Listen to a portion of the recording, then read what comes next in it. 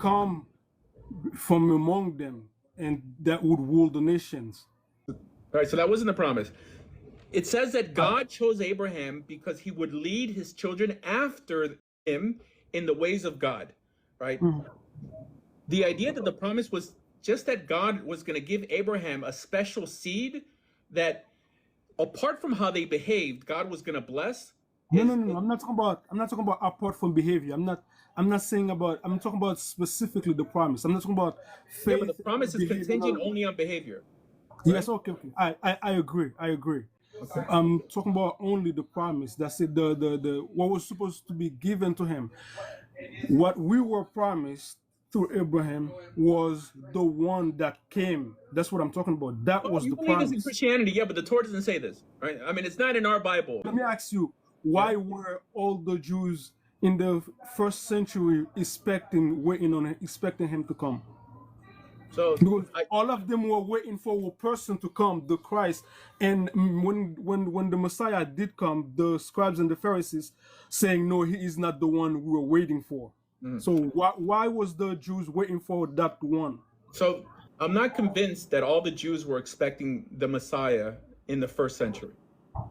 I'm not convinced. Was the Messiah promised to come through Abraham's seed? The notion of the Messiah was an idea held by some Jews. I don't believe all Jews were convinced of this idea. Yes, because of Roman persecution, because of Bar Kokhba, they were looking for someone like David to free them from the occupation. That doesn't mean that Jews were always waiting for some Messiah. When Jews were in their land and prosperous, there was never a mention of a Messiah.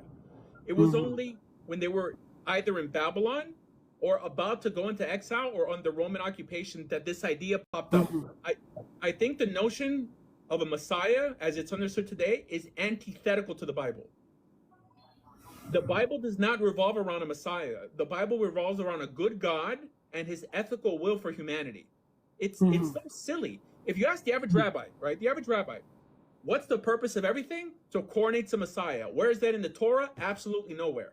So I wish yeah, I had remember everything I needed to remember so I can read some patches about the promise of the Messiah. it's fine. It's not in the Torah. I mean, it's not in the Torah. I mean, the only thing that they use in the Torah to point to a supposed promise is Genesis chapter 49. It's obscure passages like Shiloh. Nobody knows what Shiloh means. I mean, it seems that is a prophecy that David will be king.